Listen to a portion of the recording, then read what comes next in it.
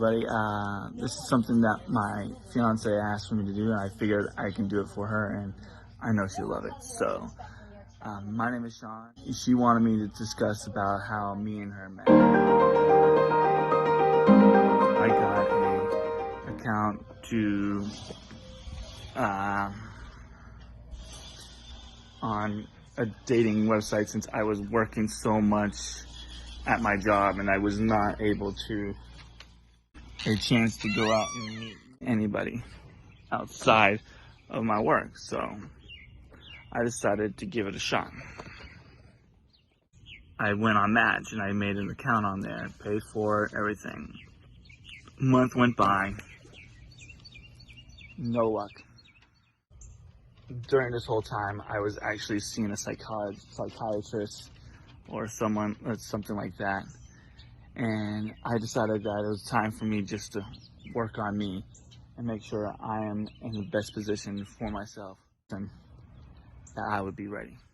I decided to do that. I didn't look at my app for a long time, and then one day I get a like.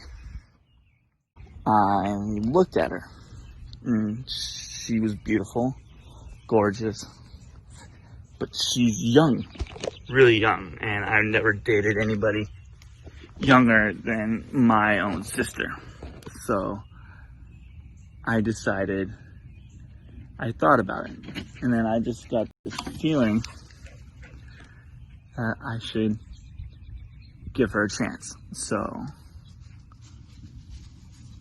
I went ahead and I sent her a like back. I said, all right, so we went ahead and I did that. Then next thing you know, she messaged me, and that was like completely out of the blue for me. And a message from her, and then we just started messaging to each other back and forward. And eventually that messaging, we went ahead and we decided to do it on Facebook. I was able to message her on Facebook, but I wasn't able to send her a friend request. So she sent me a friend request due to her privacy and everything like that on her account, which is not a big deal. And then we kept on talking, and to be honest, I was not sure, and we started dating online. Kind of weird, because honestly, I thought weird things like online dating and long distance relationships weren't very well. But this worked out very well. She talked to me, she sent me pictures of herself, I sent her pictures of myself, so she knew what I looked like, and we just kept on talking, obviously besides looking at ourselves on Facebook. And we just kept on talking and talking.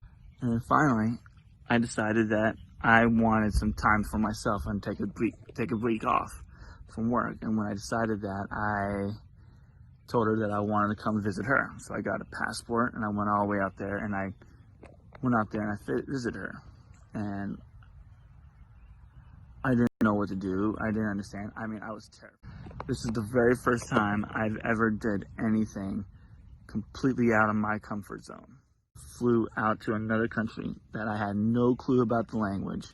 I didn't know if this person was going to be trustworthy or not, but I trusted her. I took, like Peter Parker said in the Spider-Man movie Into the Spider-Verse, it's just about a leap of faith. And so I went and I took a leap of faith, and I trusted her, I trusted God. She was much more beautiful in person. Pictures are great, and she looks gorgeous in the pictures, but she was beautiful in person, much more beautiful in person. And she was super kind and loving, and I just enjoyed every minute with her when I was out there.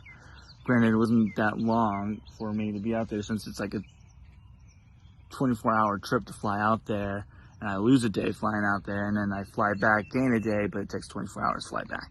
So it was very exhausting for me, but I mean, if I had to choose, I would do it again in a heartbeat, regardless. It was probably my favorite thing that I've ever did. I'm glad that I took that chance, because I just fell more in love with this woman. I mean, I saw videos and things about Filipinas and stuff like that, and I asked if it's true. My favorite one was the pointing with the lips. I go, is this true? And she turned around, she looked at me, she goes, nah, That's like a stereotype. We don't really do that out here. And then we're walking and we get ready to go see her family, and her cousin's with us. And she points at her family with her lips for her cousin. And I looked directly at her and I said, so that's just a stereotype thing and it doesn't really happen.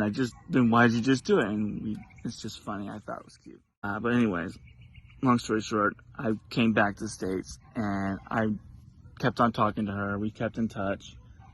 And my divorce went through in October 2019. And I just thought to myself, what do I want? And I can have anything I want. I'm no longer bound to that hateful person anymore. So what do I want for myself? And I said, you know what? I really like this girl.